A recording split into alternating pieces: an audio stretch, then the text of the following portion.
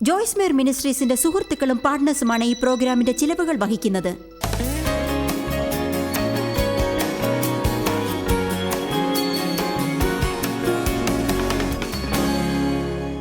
കൊലോസ്യർ 3:1-2 ഇങ്ങനെ പറയുന്നു: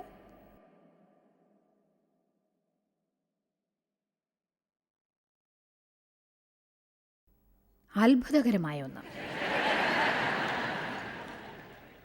നിങ്ങൾ യേശുവിനോട് കൂടെ ഒരു പുതിയ ജീവിതത്തിനായി ഉയർത്തപ്പെട്ടിട്ടുണ്ട്. എത്ര പേരാണ് ക്രിസ്തുവിൽ ഒരു പുതിയ ജീവിതത്തിനായി ഉയർത്തെഴുന്നേറ്റത്? എന്നിട്ട് മരിച്ചവരിൽ നിന്ന് അവന്റെ ഉയർത്തെഴുന്നേൽപ്പ് പങ്കിടുന്നു. അന്വേഷിപ്പിൻ എന്നത് ശ്രദ്ധിക്കൂ, അന്വേഷിക്കൂ. ഇതൊരു ശക്തമായ വാക്കാണ്. അതായത് നിങ്ങൾക്കുള്ള എല്ലാം കൊണ്ടും തിരഞ്ഞ് കണ്ടുപിടിക്കാനായി പോവുക. ഉയരത്തിലുള്ള ശാശ്വതമായ സമ്പത്ത് അന്വേഷിക്കുവിൻ. അവിടെ യേശു ദൈവത്തിൻ്റെ വലത് ഭാഗത്ത് ഇരിക്കുന്നു. അതായത് ശരിയായ കാര്യങ്ങളിൽ മനസ്സ് കേന്ദ്രീകരിക്കുവിൻ. നിങ്ങളുടെ മനസ്സ് കേന്ദ്രീകരിച്ച് അവയെ ഉയരത്തിലുള്ള ശരിയായ കാര്യങ്ങൾക്കായി ദൃഢപ്പെടുത്തുവിൻ. ഭൂമിയിലുള്ളതല്ല, ഉയരത്തിൽ ഉള്ളത് ചിന്തിപ്പിൻ. താഴെയല്ലാതെ ഉയരത്തിലുള്ളത് ചിന്തിക്കാനായി നിങ്ങൾ പഠിച്ചിരിക്കണം. ഇനി ഉറച്ച മനസ്സിൻ്റെ ശക്തിയെക്കുറിച്ച് ഇനി ബാക്കിയുള്ള സമയം ഞാൻ നിങ്ങളോട് സംസാരിക്കാൻ പോവുകയാണ്. ആരാണ് ഒടുവിൽ വിജയിക്കുക, ആരാണ് തോറ്റുപോവുക എന്നത് എന്നെ എപ്പോഴും അതിശയിപ്പിക്കാറുണ്ട്. ആരാണ് അവരുടേതായ പ്രശ്നങ്ങളെ അതിജീവിക്കുന്നത്, ആരാണ് അതിജീവിക്കാത്തത്? രണ്ട് വ്യത്യസ്തരായ ജനങ്ങൾ തിരസ്കരിക്കപ്പെടുന്നു, വേദനിക്കപ്പെടുന്നു, ദുരുപയോഗപ്പെടുത്തലിന് ഇരയാവുന്നു. എന്നിട്ട് അവരിൽ ഒരാൾ ദൈവത്തെ മുറുകെ പിടിച്ച് അതിൽ നിന്ന് വിമുക്തരായി അവരുടെ ജീവിതകാലം മുഴുവനും ഉപദേഷ്ടാവാകുന്നു. അവർ ജീവിതകാലം മുഴുവനും ഒരു സാക്ഷിയായി ജീവിതം നയിക്കുന്നു. അങ്ങനെ കഴിയുന്നു. ദൈവം ജനങ്ങളെ ആദരിക്കുന്നവനല്ല. അത് ദൈവത്തിൻ്റെ കുറ്റമല്ല, അത് ദൈവത്തിൻ്റെ തെറ്റല്ലെന്നാണ് പറഞ്ഞത്. അത് ദൈവത്തിൻ്റെ തെറ്റാണ്, ശരി. അവൻ എല്ലാവരുടെയും പുറകെയാണ്. അതിനേക്കാൾ കൂടുതൽ അവൻ ചെയ്യുന്നതാണ്. നമ്മൾ ചുമതലയെടുക്കണം. എന്നിട്ട് നാം പറയണം, ആരെങ്കിലും സൗഖ്യമാകുമെങ്കിൽ അത് ഞാനായിരിക്കും. ആരെങ്കിലും അതിജീവിച്ചാൽ എനിക്കും അതിജീവിക്കാനാവും. ആരെങ്കിലും കടങ്ങളിൽ നിന്ന് പുറത്തു വന്നാൽ എനിക്കും കടങ്ങളിൽ നിന്ന് പുറത്തു വരാം. ആമേൻ. എന്നിട്ട് ഒരിക്കലും വിട്ടുകൊടുക്കാൻ ഞാൻ തയ്യാറല്ല എന്നുറപ്പിക്കണം. ഒരിക്കലും നിങ്ങൾ ഉപേക്ഷിക്കാൻ തയ്യാറല്ല. യേശു മരിച്ച് നിങ്ങൾക്കായി കരുതി വെച്ചത് നിങ്ങൾ കരസ്ഥമാക്കും എന്ന് നിശ്ചയിക്കണം. സാത്താൻ ഒരു പരവതാനി വിരിച്ച് നിങ്ങളെ വരവേൽക്കുമെന്ന് ഒരിക്കലും വിചാരിക്കരുത്. ഓ, നല്ല തീരുമാനമാണ് നീ എടുത്തത്, ഇനി ഞാൻ നിന്നെ ശല്യപ്പെടുത്തുകയില്ല. അല്ല, അവൻ അടുത്ത പരിധിയിലേക്കുള്ള തന്ത്രങ്ങൾ മെനയും. അവൻ തീച്ചൂളയ്ക്ക് പണ്ടത്തേതിനേക്കാൾ 7 മടങ്ങ് ചൂട് വർദ്ധിപ്പിക്കും. അവൻ അങ്ങനെ ചെയ്യുമ്പോൾ നിങ്ങൾ ആഴത്തിൽ കുഴിച്ചുകൊണ്ട് പറയണം, നീ ഞാൻ പറഞ്ഞത് കേട്ടില്ലേ, ഞാൻ വിട്ട് കളയില്ല എന്നാണ് പറഞ്ഞത്. ഞാൻ എൻ്റെ മനസ്സ് അതിൽ ഉറപ്പിച്ചിരിക്കുന്നു. അതെ, ഇന്ന് നിങ്ങളിത് മനസ്സിലാക്കണം. മനസ്സ് ദൃഢമാക്കുന്നതിൻ്റെ ശക്തി.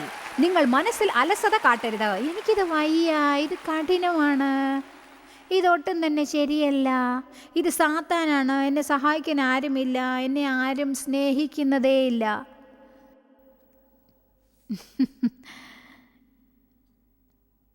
ഇങ്ങനെ പറയൂ, നോക്ക്, നിനക്കിത് മനസ്സിലാവില്ല. അതെ, ഇന്ന് ഞാൻ എന്തുകൊണ്ടാണ് നിങ്ങളോട് സത്യം പറയുന്നതെന്ന് എനിക്കറിയാം. അതെനിക്കറിയാം, തീർച്ചയായും എനിക്കത് അറിയാം. യേശു മരിച്ച് നിങ്ങൾക്ക് നൽകാനായി കരുതിയത് കരസ്ഥമാക്കും എന്നൊരു തീരുമാനം എടുത്തില്ലെങ്കിൽ അത് നിങ്ങളിൽ നിന്നും എത്രയും പെട്ടെന്ന് എടുക്കാൻ അരികിൽ എപ്പോഴും ഒരു സാത്താനോ ദുഷ്ടനായ ഒരു വ്യക്തിയോ ഉണ്ടാവും. ഇന്ന് നിങ്ങൾ മനസ്സുറപ്പിക്കണമെന്ന് ഞാൻ ആഗ്രഹിക്കുകയാണ്. നിങ്ങളുടെ മുഖത്തെ തീക്കല്ല് പോലെയാക്കി കാല് രണ്ടും നിലത്തൂന്നി പറയൂ, ഇതെൻ്റെ ജീവിതത്തിന് ഒരു തിരിവ് ഉണ്ടാക്കുന്ന ദിവസമാണ്.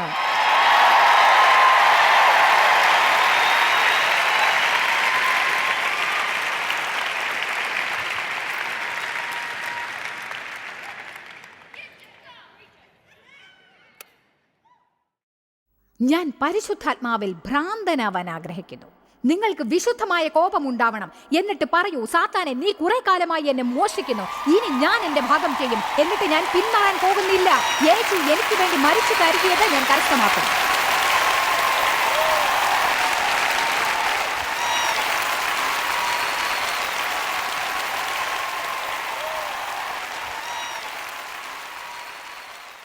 നിങ്ങളിൽ ഒരു തരം അഗ്നി എരിഞ്ഞുകൊണ്ടിരിക്കുന്നുണ്ട് എന്നറിയുന്നതിൽ സന്തോഷിക്കുന്നു. ഞാനൊരു സത്യം പറയാൻ പോവുകയാണ്. നിങ്ങളോട് ഞാൻ സത്യം പറയണം എന്നത് പ്രധാനമാണ്.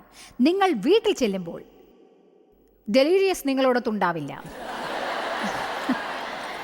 ഞാൻ നിങ്ങളോടൊത്തുണ്ടാവില്ല. പക്ഷേ ദൈവം കൂടെ ഉണ്ടാവും. അതിലേക്ക് അർദ്ധരാത്രി സമയത്ത് നിങ്ങൾ ആഴ്ന്നിറങ്ങുമ്പോൾ ദൈവത്തെ മുറുകെ പിടിച്ചുകൊണ്ട് പറയണം, ഞാൻ ഇതിലൂടെ കടക്കും.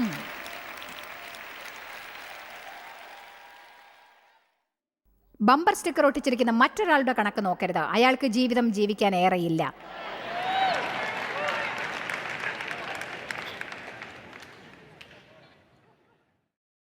ദൈവത്തിന് നിങ്ങളുടെ ജീവിതത്തെക്കുറിച്ചൊരു പദ്ധതിയുണ്ട്. നിങ്ങൾ ബോട്ട് വിട്ട് കളയരുത്. ഇനിയും നിങ്ങൾ താമസിച്ചിട്ടില്ല, നിങ്ങൾക്ക് വയസ്സായിട്ടില്ല, നിങ്ങൾ കൂടുതൽ തെറ്റുകൾ ചെയ്തിട്ടില്ല. ദൈവം നിങ്ങളുടെ ജീവിതത്തിനായി ഒരു പദ്ധതി ഉണ്ടാക്കിയിട്ടുണ്ട്. പക്ഷേ നിങ്ങൾ ദൈവം ചിന്തിക്കുന്നത് പോലെ ചിന്തിക്കാൻ പഠിക്കേണ്ടതാണ്. ദൈവം പറയുന്നത് പോലെ പറയാനും നിങ്ങളുടെ തോന്നലുകൾ പ്രകാരം ജീവിക്കാതിരിക്കുന്നത് എങ്ങനെ എന്ന് നിങ്ങൾ പഠിക്കണം. നമുക്കെന്ത് തോന്നുന്നു എന്ന് എല്ലാവരോടും പറയാൻ ഇഷ്ടമാണ്. നമുക്കൊരു നിശ്ചയദാർഢ്യം വേണം. ആവേശമല്ല ആവശ്യം. ആവേശപ്പെടുക എന്നാൽ നിങ്ങളെ ഉത്തേജിപ്പിക്കാൻ പുറമേ നിന്നുള്ള ആകർഷണ വലയം എന്നാണ് അർത്ഥം. എനിക്കിനി അതിൻ്റെ ആവശ്യമില്ല. നിശ്ചയദാർഢ്യം എന്നാൽ കരുതിക്കൂട്ടിയുള്ള പ്രവർത്തനം. ആമേൻ. നിങ്ങൾ കരുതിക്കൂട്ടി എന്തെങ്കിലും ചെയ്യണം. ഇനി ഇതിനെക്കുറിച്ച് ധാരാളം കാര്യങ്ങൾ എനിക്ക് പറയാനുണ്ട്. പക്ഷേ ഏതാനും ചിലത് മാത്രം നിങ്ങളോട് പങ്കിടാം എന്ന് ഞാൻ കരുതുന്നു. ഞാൻ സമാധാനം പുലർത്തും എന്നെൻ്റെ മനസ്സിൽ തീരുമാനിച്ചു. ഇനി ഞാൻ സമാധാനമില്ലാതെ കുറേ കാലം ജീവിച്ചു. നമുക്ക് വ്യാകുലപ്പെടണമെന്ന് തോന്നുന്നുണ്ടെങ്കിൽ വ്യാകുലപ്പെടാൻ എന്തെങ്കിലും കിട്ടും. സാത്താൻ നിങ്ങളെ വ്യാകുലപ്പെടുത്തുന്ന എന്തെങ്കിലും കൊണ്ടുവരും. നിങ്ങളെ ശല്യപ്പെടുത്തുന്നത് എന്താണെന്ന് അവനറിയാം. അതിനുള്ള ഒരുക്കങ്ങൾ അവൻ തയ്യാറാക്കുന്നു. അതിനാൽ നിങ്ങളുടെ ചുറ്റുപാടുകൾ മാറും എന്ന പ്രതീക്ഷ നിർത്തണം. എന്നിട്ട് പറയണം, ഞാനാണ് മാറ്റം ഉണ്ടാക്കേണ്ട ആൾ. ഞാൻ ഓരോ കാര്യങ്ങളോടും വ്യത്യസ്തമായി പ്രതികരിക്കും. സമാധാനം പുലർത്തണമെന്നുണ്ടെങ്കിൽ ഞാൻ പഠിക്കേണ്ടതായ കാര്യങ്ങളിൽ ഒന്ന്, അളവിലധികം ജോലികൾ ഏറ്റെടുക്കരുത്. ഒരാളെ കൊണ്ട് ചെയ്യാനാവാത്ത കാര്യങ്ങൾ സ്വയം ഏറ്റെടുക്കാൻ പാടില്ല. ആമേൻ. ജനങ്ങളോടും കാര്യങ്ങളോടും അനുരഞ്ജനത്തോടെ പെരുമാറാൻ സന്നദ്ധത കാണിക്കുക. സന്തോഷമായിരിക്കണമെങ്കിൽ എപ്പോഴും നമ്മൾ വിചാരിച്ചത് നടക്കണമെന്ന് കരുതാൻ പാടില്ല. കാരണം ഇന്ന് നിങ്ങൾക്ക് ഇഷ്ടപ്പെടാത്ത എന്തെങ്കിലും ഒരു കാര്യം സംഭവിച്ചേക്കാം, നിങ്ങൾ പ്ലാൻ ചെയ്യാത്ത എന്തെങ്കിലും ഒന്ന്. അപ്പോൾ നിങ്ങൾ മനസ്സിൽ നിശ്ചയിച്ചുറക്കുകയാണ് വേണ്ടത്. രാവിലെ തന്നെ മനസ്സിനെ ക്രമപ്പെടുത്തുക. ഞാൻ പ്ലാൻ ചെയ്ത പ്രകാരം ഇന്നെൻ്റെ ദിവസം നടന്നില്ലെങ്കിൽ ഞാൻ ദൈവത്തോടൊത്തിരിക്കും, ഞാൻ ശാന്തതയോടെ ഇരിക്കും. നിങ്ങൾ മനസ്സ് ദൃഢപ്പെടുത്തണം. മുൻകൂട്ടി മനസ്സിനെ ദൃഢമാക്കുക. രാവിലെ തന്നെ ഒരു 10-15 മിനിറ്റ് ദൈവത്തിനായി ചിലവാക്കണം എന്ന് ഞാൻ അപേക്ഷിക്കുകയാണ്. ചില കാര്യങ്ങളെക്കുറിച്ചും നിങ്ങൾ മനസ്സിലൊരു നിശ്ചയമെടുക്കണം. നിങ്ങൾ ഇങ്ങനെ പറയണം, ഇന്ന് ഞാൻ സമാധാനത്തോടെ ഇരിക്കും. നിങ്ങൾക്ക് അസ്വസ്ഥത ഉണ്ടാവുന്നുണ്ട് എന്ന് തോന്നിയാൽ ഉടനെ, അതിവിടെ നിന്നാണ് ആരംഭിക്കാറ്, ഉടനെ ഇങ്ങനെ പറയൂ, ഇല്ല, ഞാൻ അങ്ങനെ ആയിരുന്നു, പക്ഷേ ഇനി അതിന് ഞാൻ തയ്യാറല്ല. സ്വന്തം കാര്യത്തിൽ മാത്രം ശ്രദ്ധിച്ചാൽ എന്തുമാത്രം സമാധാനം ഉണ്ടാവുമെന്നറിയാമോ?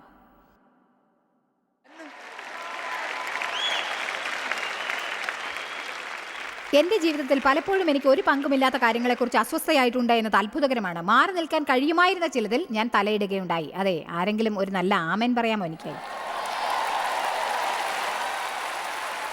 അറിയാതിരിക്കേണ്ട കാര്യങ്ങൾ ചികഞ്ഞ് കണ്ടുപിടിക്കാൻ ശ്രമിക്കാതിരിക്കുന്നതാണ് നല്ലത്. ആമേൻ. കഴിഞ്ഞ ആഴ്ച ആരോ പറഞ്ഞു, അവർ റേഡിയോയിൽ വീണ്ടും നിങ്ങളെക്കുറിച്ച് ഇങ്ങനെ പറഞ്ഞു. ഞാൻ പറഞ്ഞു, എനിക്കത് അറിയേണ്ട കാര്യമില്ല. പണ്ട് ഞാൻ അവരെന്തു പറഞ്ഞു, ആരാണ് പറഞ്ഞത്, അതറിഞ്ഞാൽ എനിക്ക് അസ്വസ്ഥത ഉണ്ടാവുകയുള്ളൂ. ഞാൻ പെട്ടെന്ന് നീരസപ്പെടില്ലെന്ന് എൻ്റെ മനസ്സിൽ ഞാൻ ഉറപ്പിച്ചു. ഞാൻ പെട്ടെന്ന് നിരാശപ്പെടില്ല എന്ന് ഞാൻ മനസ്സിൽ ഉറപ്പിച്ചു. എന്നെ ദേഷ്യം പിടിപ്പിക്കാൻ കഴിയില്ല. ഞാൻ തൊട്ടാവാടിയല്ല. ഞാൻ പെട്ടെന്ന് നീരസപ്പെടില്ല. നിങ്ങൾ എന്നെ ചൊടിപ്പിച്ചാൽ ഞാൻ നിങ്ങളോട് ക്ഷമിക്കും. ഞാൻ മനസ്സിൽ ഉറച്ചിരിക്കുന്നു. സത്യമാണ്. അത്തരം തോന്നലുകൾ ഇവിടെ നിന്ന് വരും. എനിക്കങ്ങനെ തോന്നുന്നു, ഇനി എനിക്ക് വയ്യ. സാത്താനെ, എനിക്ക് എന്ത് തോന്നിയാലും സാരമില്ല, ഞാൻ എന്ത് ചെയ്യണം എന്നത് മനസ്സിൽ ഉറപ്പിച്ചു കഴിഞ്ഞിരിക്കുന്നു. ഇതിനാർക്കെങ്കിലും മനസ്സിലായോ? എനിക്ക് എന്ത് തോന്നുന്നു എന്നത് പ്രശ്നമല്ല, ഞാൻ എന്താണ് ചെയ്യേണ്ടത് എന്ന് മനസ്സിൽ ഉറച്ചു കഴിഞ്ഞിരിക്കുന്നു. ഞാൻ പറഞ്ഞില്ലേ, എൻ്റെ കൂടെ ജോലി ചെയ്യുന്ന ഒരു കൂട്ടുകാരിക്ക് കഴിഞ്ഞ ആഴ്ച ആരോ അവളെ വേദനിപ്പിക്കുന്നതായി തോന്നി. അവൾ പറഞ്ഞു, അന്ന് രാത്രി ഞാൻ വീട്ടിൽ പോയി എന്നോട് തന്നെ സംസാരിച്ചു. അവൾ പറഞ്ഞു, ഞാൻ എന്നോട് സംസാരിച്ചു. ഇല്ല, വേണ്ട, നിന്റെ മനസ്സിനെ വേഗം നേരെയാക്ക്. മറ്റുള്ളവരുടെ ദയക്കായി കാത്തിരിക്കാതെ എന്താണ് ചെയ്യേണ്ടതെന്ന് നിനക്ക് തോന്നുന്നത് പ്രകാരം പ്രവർത്തിക്കുക. നിങ്ങൾ നിങ്ങളോട് തന്നെ സംസാരിക്കണം. അതിനെക്കുറിച്ച് എല്ലാവരോടും സംസാരിക്കരുത്. എനിക്കിങ്ങനെ തോന്നുന്നു, എനിക്ക് തോന്നുന്നു, എനിക്ക് തോന്നുന്നു, എനിക്ക് തോന്നുന്നു, എനിക്ക് തോന്നുന്നു, എനിക്ക് തോന്നുന്നു. വേണ്ട, നിങ്ങളോട് തന്നെ സംസാരിക്കൂ. പറയൂ, നിനക്ക് എന്ത് തോന്നിയാലും സാരമില്ല, എന്താണ് ചെയ്യേണ്ടതെന്ന് എനിക്കറിയാം. 2 തിമോത്തിയോസ് 2-ാം അധ്യായം 23-ാം വാക്യം 24 വരെ. ബുദ്ധിയില്ലാത്ത, അതെനിക്കിഷ്ടമാണ്, ബുദ്ധിയില്ലാത്ത മൗഢ്യമായ തർക്കം ശണ്ഠയെ ജനിപ്പിക്കുന്നു. അത് വഴക്കും വാക്കേറ്റവും വക്കാണവും പോരും ഉണ്ടാക്കുന്നു എന്നറിഞ്ഞ് ഒഴിഞ്ഞിരിക്കുക. അത് വഴക്കിന് കാരണഭൂതമാവും എന്നത് നിങ്ങൾക്ക് അറിയാമല്ലോ. പക്ഷേ കർത്താവിൻ്റെ ദാസൻ ശണ്ഠയിടാതെ എല്ലാവരോടും അതിന് പകരമായി ശാന്തനും ഉപദേശിപ്പാൻ സമർത്ഥനും ദോഷം സഹിക്കുന്നവനുമായി അത്രേ ഇരിക്കേണ്ടത്. ശാന്തനും ഉപദേശിപ്പാൻ സമർത്ഥനും ദോഷം സഹിക്കുന്നവനുമായി അത്രേ ഇരിക്കേണ്ടത്. അവൻ എന്തും സഹിക്കാൻ തയ്യാറാവണം. അതിൻ്റെ ആദ്യത്തെ ഭാഗത്തിലേക്ക് പോകാം. 23-ാം വാക്യം. പക്ഷേ ബുദ്ധിയില്ലാത്ത മൗഢ്യ തർക്കത്തിന് നിൽക്കാതെ അത് ശണ്ഠയെ ജനിപ്പിക്കും, വഴക്കുണ്ടാക്കും, വാക്കുതർക്കമുണ്ടാക്കും, വാക്കേറ്റമുണ്ടാക്കും. സ്വയം ചെയ്യുന്നത് എന്താണെന്ന് പോലും അറിയാത്തവർ നിങ്ങളെ ഉപദേശിക്കാനായി വരും. മൗഢ്യം, ബുദ്ധിയില്ലാത്ത, സ്ഥിരതയില്ലാത്ത കാര്യങ്ങൾക്ക് വേണ്ടി വഴക്കിടും. ഇങ്ങനെ പറയുവാനുള്ള സാമർഥ്യം നിങ്ങൾക്കുണ്ടാവണം. ഞാൻ അതിലേക്ക് കടക്കുകയില്ല, എനിക്കിത് കേൾക്കാൻ ആഗ്രഹമില്ല, എനിക്ക് അവിടെ പോകാൻ ഇഷ്ടമല്ല. സാത്താൻ എൻ്റെ സമാധാനം മോഷ്ടിക്കാനാവില്ല. ആമേൻ.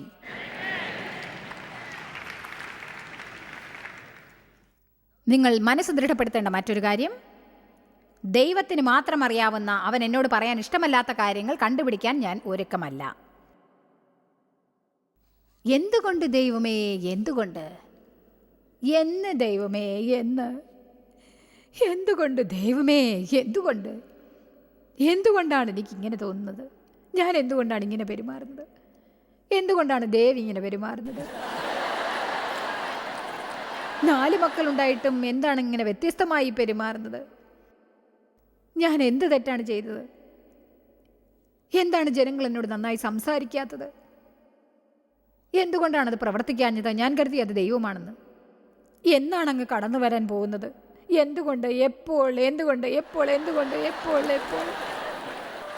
ഞാനിവിടെ നിന്നുകൊണ്ട് ധാരാളം ആശയക്കുഴപ്പങ്ങൾ അനുഭവിച്ചിട്ടുള്ള എത്ര പേരുണ്ട് ഇവിടെ എന്ന് ചോദിച്ചാൽ ഒരു കാര്യം ഉറപ്പായി പറയാൻ സാധിക്കും, 80-90% കൈകൾ മുകളിലേക്ക് ഉയർന്നിട്ടുണ്ടാവും. ദൈവം ആശയക്കുഴപ്പങ്ങളുടെ രചയിതാവല്ല. നമുക്ക് എങ്ങനെയാണ് കുഴപ്പങ്ങൾ ഉണ്ടാകുന്നത്? ദൈവത്തിന് മാത്രം അറിയുന്ന കാര്യങ്ങൾ കണ്ടുപിടിക്കാൻ നാം ശ്രമിക്കുന്നു. കാര്യങ്ങൾ കണ്ടുപിടിക്കാൻ ശ്രമിക്കാതിരുന്നാൽ നമുക്ക് ആശയക്കുഴപ്പമുണ്ടാവില്ല. എനിക്ക് എന്താണ് സംഭവിക്കാൻ പോകുന്നത്? ഞാൻ ആരെയാണ് വിവാഹം കഴിക്കേണ്ടത്? എനിക്ക് വിവാഹം കഴിക്കാൻ സാധിക്കുമോ? ഒരുപക്ഷെ എൻ്റെ വിവാഹം നടന്നില്ലെങ്കിലോ?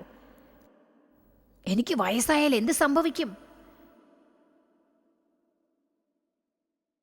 മനസ്സ് നിങ്ങളാൽ ചെയ്യാനാവാത്ത കാര്യത്തെക്കുറിച്ച് കറങ്ങിക്കൊണ്ടേയിരിക്കുന്നു. നിങ്ങളങ്ങനെ കൂടുതൽ ചെയ്യുമ്പോൾ നിങ്ങൾക്ക് കൂടുതൽ അസ്വസ്ഥതയുണ്ടാകുന്നു, കൂടുതൽ കുഴപ്പങ്ങൾ ഉണ്ടാകുന്നു. അത് കണ്ടുപിടിച്ചു എന്ന് നിങ്ങൾ കരുതിയാലും നിങ്ങൾക്കൊന്നും അറിയില്ലെന്നതാണ് സത്യം.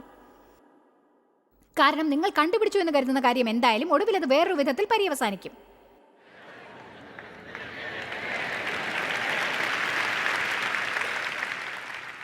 അപ്പോസ്തലനായ പൗൽ 1 കൊരിന്ത്യർ 2:2 പറയുന്നു, ക്രൂശിക്കപ്പെട്ടവനായ യേശുക്രിസ്തുവിനെ അല്ലാതെ മറ്റൊന്നും അറിയാത്തവനായി ഇരിക്കണം എന്ന് ഞാൻ നിർണയിച്ചു. അപ്പോസ്തലനായ പൗലും കാര്യങ്ങൾ കണ്ടുപിടിക്കാൻ ശ്രമിച്ചു മടുത്തിട്ടുണ്ടാവും. ഇനി ഒരിക്കലും കാര്യങ്ങൾ ആരാഞ്ഞ് കണ്ടുപിടിക്കാൻ തയ്യാറല്ലെന്ന് മനസ്സിൽ ഉറപ്പിച്ചിരിക്കുന്ന എത്ര പേരാണ് ഇവിടെ ഉള്ളത് എന്ന് കാണട്ടെ.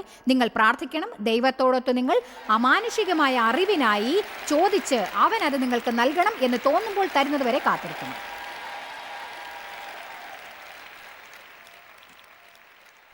എന്തുകൊണ്ട് ദൈവമേ, എന്തുകൊണ്ട്? ഒരുപക്ഷെ എനിക്ക് എന്ത് സംഭവിക്കും ജോയ്സ്? എനിക്ക് ഒരിക്കലും വിവാഹം നടക്കില്ലേ? എന്നാൽ അവിവാഹിതയായി തന്നെ കഴിയുന്നതാവും നല്ലത്. അപ്പോൾ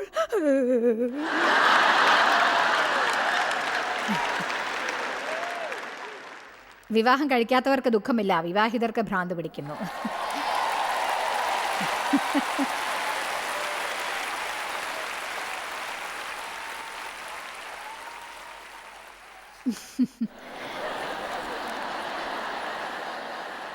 ഞാനിനിയും പറഞ്ഞുകൊണ്ടേ പോകും. വേണമെങ്കിൽ അവർ TV-യിൽ കട്ട് ചെയ്തോട്ടെ.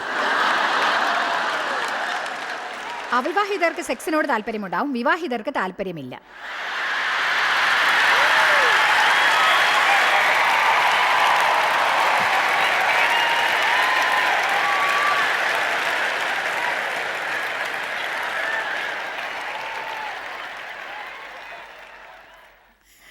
നമുക്കൊരു പ്രശ്നമുണ്ട്.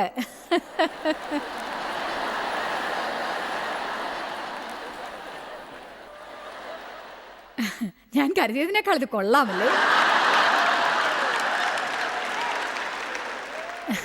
യേശുവേ, അങ്ങ് എത്ര സന്തോഷമുണ്ടാക്കുന്നു. ഹല്ലേലൂയ.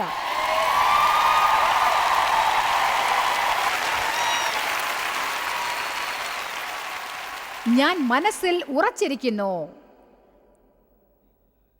ഞാൻ എൻ്റെ ജീവിതം ആസ്വദിക്കും. സാത്താൻ എൻ്റെ കുട്ടിക്കാലത്തെ കവർന്നു, പക്ഷേ ഇന്ന് ഞാൻ സന്തോഷവതിയായ വയസ്സായ സ്ത്രീയാണ്. എന്തു പറയുന്നു? പ്രായം കൊണ്ട് മാത്രമേ വയസ്സായിട്ടുള്ളൂ. ഞാൻ നന്നായി അധ്വാനിക്കുന്നു, പക്ഷേ ഈ അൾത്താരയിൽ ഞാൻ സന്തോഷിക്കുമെന്ന് തീരുമാനിച്ചിരിക്കുന്നു. ഞാൻ ഈ മീറ്റിങ്ങുകൾ സന്തോഷത്തിൻ്റെ നിമിഷങ്ങളാക്കും. ഞാൻ എൻ്റെ ഭർത്താവിനെ ആസ്വദിക്കുന്നു, എൻ്റെ മക്കളെ ആസ്വദിക്കുന്നു, എന്നെ ഞാൻ ആസ്വദിക്കുന്നു, ദൈവത്തെ ആസ്വദിക്കുന്നു, എൻ്റെ വീടിനെയും ആസ്വദിക്കുന്നു. ഈ ലോകത്ത് നടക്കുന്ന മ്ലേച്ഛതകൾ ഞാൻ കേൾക്കുമ്പോഴെല്ലാം, പുതിയ പുതിയ കാര്യങ്ങൾ ഞാൻ കേൾക്കുമ്പോഴെല്ലാം ഞാൻ പറയും, ഞാൻ എൻ്റെ ജീവിതം ആസ്വദിക്കും. എൻ്റെ സന്തോഷത്തെ വലിച്ചെടുക്കാൻ ഞാൻ അനുവദിക്കില്ല, എൻ്റെ ആഹ്ലാദത്തെ എടുക്കാൻ അനുവദിക്കില്ല. എന്നാൽ ഒന്നും ചെയ്യാനാവാത്ത ലോകത്തിൽ നടക്കുന്ന സംഭവങ്ങൾ കാരണം എൻ്റെ സന്തോഷത്തെ ഞാൻ നഷ്ടപ്പെടുത്തില്ല. എനിക്ക് ചെയ്യാനുള്ളത് ഞാൻ ചെയ്യും. ഞാൻ പ്രാർത്ഥിക്കും, ഞാൻ ദൈവത്തെ വിശ്വസിക്കും, എൻ്റെ ശബ്ദത്തെ എല്ലാവരും കേൾക്കാൻ ഞാൻ ഇടയുണ്ടാക്കും. ഇനി എനിക്ക് എത്ര ദിവസങ്ങൾ ബാക്കിയുണ്ടെങ്കിലും ഞാനത് സന്തോഷിക്കും.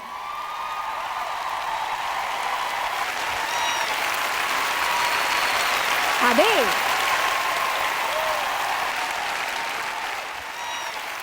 എനിക്കിപ്പോൾ എങ്ങനെയുണ്ടെന്ന് നിങ്ങൾക്ക് മനസ്സിലാവില്ല. ഞാൻ താഴെ ഇറങ്ങി വന്ന് നിങ്ങളെ പിടിക്കാനാക്കരുതേ. ഇപ്പോൾ TV-യിലൂടെ ഇത് കാണുന്നവരും ഞാൻ ഇവർക്ക് വേണ്ടിയാണ് സംസാരിക്കുന്നത് എന്ന് കരുതരുത്. നിങ്ങൾ എഴുന്നേറ്റ് അലസതയുടെ പഴയ ചിന്തകളെ താഴോട്ട് കുടഞ്ഞിടുക. താഴെ താഴെ താഴെ താഴെ. എന്നിട്ട് പറയൂ, ഇത് ദൈവം എനിക്കായി ഉണ്ടാക്കിയ ദിവസമാണ്. ഞാൻ സന്തോഷിക്കും, ഞാൻ ആനന്ദിക്കും. ആനന്ദിക്കും, ഞാൻ സന്തോഷിക്കും. എൻ്റെ മനസ്സിൽ ഉറച്ചു കഴിഞ്ഞു.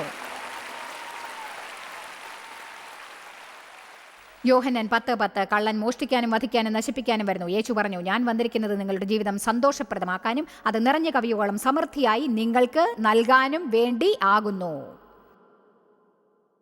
നിങ്ങൾ ഒറ്റത്തടിയാണെങ്കിൽ ലഭിച്ചിരിക്കുന്ന സ്വാതന്ത്ര്യത്തെ ആസ്വദിക്കൂ. പുറത്തുപോയി ഏതെങ്കിലും പ്രോഡക്ട്സ് വാങ്ങണമെന്ന് തോന്നുന്നുണ്ടെങ്കിൽ വീട്ടിൽ വിളിച്ച് അതിന് പണം ചിലവാക്കാമോ എന്ന് ആരുടെയും സമ്മതം വാങ്ങേണ്ടതില്ലല്ലോ.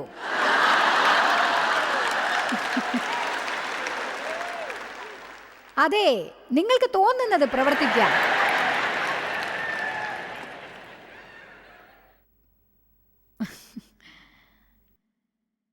പക്ഷെ നിങ്ങൾക്കൊരു ഭർത്താവ് ഉണ്ടെങ്കിൽ അദ്ദേഹത്തെ ആസ്വദിക്കൂ.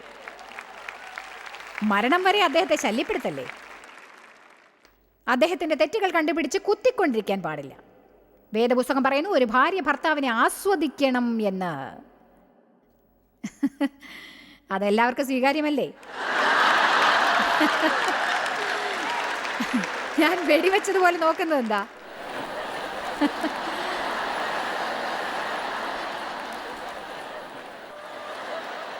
പറയൂ, നിങ്ങൾ വിവാഹം കഴിച്ച വ്യക്തിയോടൊത്ത് ശാന്തമായി പെരുമാറി ജീവിതം സന്തോഷിക്കൂ. ഡേവും ഞാനും എപ്പോഴും തമ്മിൽ തമ്മിൽ സ്നേഹം കാണിക്കും. ഞങ്ങൾ ഇങ്ങനെയാണ്, പുതുതായി വിവാഹം കഴിച്ച നവദമ്പതികളെ പോലെയാണ്. അതെ, ഞങ്ങൾക്കെന്നും.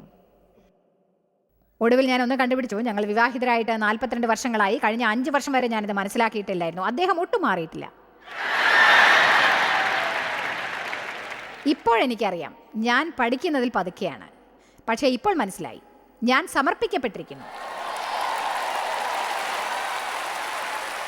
അദ്ദേഹം മാറുന്നില്ലെങ്കിൽ, ഞാൻ സമർപ്പിക്കപ്പെട്ടവളാണെങ്കിൽ പിന്നെ ഞാൻ സന്തോഷത്തോടെ ജീവിക്കേണ്ടതാണ്. ആമേൻ.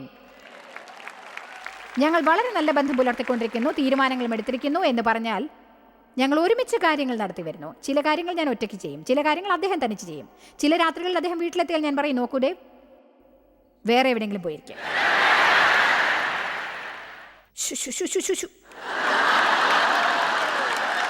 എനിക്ക് സ്വൈര്യം വേണം. ആമേൻ.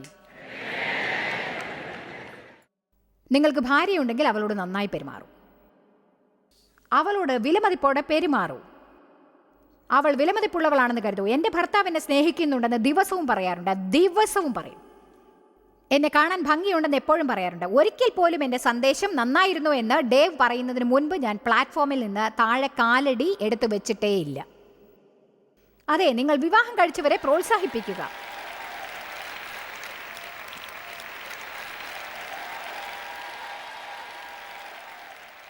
ഞാൻ ഔദാര്യമുള്ളവളാവാൻ തീരുമാനിച്ചു. സ്നേഹത്തിൽ നടക്കുമെന്ന് ഞാൻ തീരുമാനിച്ചു. അത് ഏറ്റവും വലുതായിരുന്നു. നമ്മൾ മഹാസ്വാർത്ഥരും സ്വകേന്ദ്രീകൃതരുമാണ്. എൻ്റെ കാര്യമോ, എൻ്റെ കാര്യമോ, എൻ്റെ കാര്യമോ, എൻ്റെ കാര്യമോ, എൻ്റെ കാര്യമോ, എൻ്റെ കാര്യമോ, എൻ്റെ കാര്യമോ, എൻ്റെ കാര്യമോ. ഒരേ പാട്ട് തന്നെ കേട്ട് കേട്ട് എനിക്ക് മടുത്തു കഴിഞ്ഞു. ഇനി ഒരു പുതിയ പാട്ട് പാടാനുള്ള സമയമായി.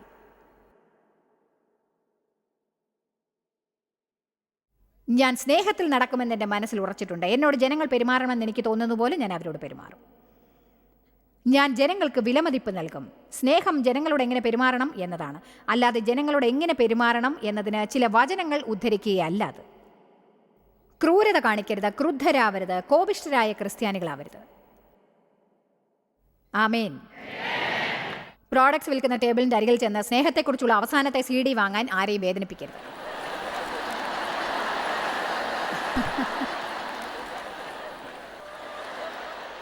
അതെ, എനിക്കങ്ങനെ സംഭവിച്ചിട്ടുണ്ട്. നമ്മൾ ദൃഢതയുള്ളവരാവണം, സ്നേഹത്തിൽ നടക്കണം, ഉദാരമനസ്കരാവുമെന്ന് തീരുമാനിക്കുക. വികാരങ്ങൾ അനുസരിച്ച് പെരുമാറരുത്. കാരണം വികാരങ്ങൾ എപ്പോഴും പറയും, അങ്ങനെ ചെയ്യാൻ പോകണ്ട. കൂടുതലായി കൊടുക്കുവിൻ, കുറച്ച് മാത്രം കൊടുക്കരുത്. നല്ല സമ്മാനങ്ങൾ വാങ്ങുവിൻ, മറ്റുള്ളവർ നിങ്ങൾക്ക് തരണമെന്ന് നിങ്ങൾ ആഗ്രഹിക്കുന്നത് പോലെയുള്ളത്. എപ്പോഴും വില കുറഞ്ഞത്, വില കുറഞ്ഞത്, വില കുറഞ്ഞത് എന്ന് പാടരുത്. അതെ, ഞാനെന്തിന് അവരോട് നല്ല മുഖം കാണിക്കണം? അവരെന്നോട് നന്നായി പെരുമാറുന്നില്ലല്ലോ. അവിടെയാണ് നിങ്ങൾ നല്ലവരാവേണ്ടത്. കാരണം നിങ്ങൾ ദൈവത്തെ പോലെയാണ്. നിങ്ങൾക്ക് മറ്റൊരു പരിധിയിൽ ജീവിക്കാനാവും, അതിന് മുകളിൽ ജീവിക്കാനാവും. മനസ്സുറപ്പിക്കുക, അതിൽ ശ്രദ്ധ കേന്ദ്രീകരിക്കുക.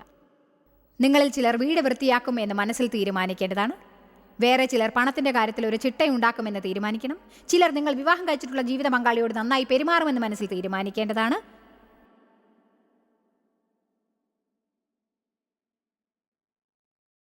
ഒരല്പം സമയമെടുത്ത് അതിനെക്കുറിച്ചൊന്ന് ചിന്തിക്കുക. സ്വയം സഹതാപത്തിൽ ഇനിയും ഒരു ദിവസം കൂടി പാഴാക്കാൻ സന്നദ്ധരല്ല എന്നാണ് വേറെ ചിലർ തീരുമാനിക്കേണ്ടത്. ഭൂതകാല ചിന്തകളിൽ ജീവിക്കാൻ തയ്യാറല്ല എന്നാണ് മറ്റു ചിലർ തീരുമാനിക്കേണ്ടത്. മറ്റു കുറേ പേർ ഇനി ദൈവത്തോട് കോപമുള്ള മനോഭാവത്തോടെ ജീവിക്കില്ല എന്ന് തീരുമാനിക്കണം. കാരണം നിങ്ങൾ ജീവിതം എങ്ങനെ ഉണ്ടാവണമെന്ന് ആഗ്രഹിച്ചുവോ അത് പ്രകാരം ലഭിച്ചിട്ടില്ല.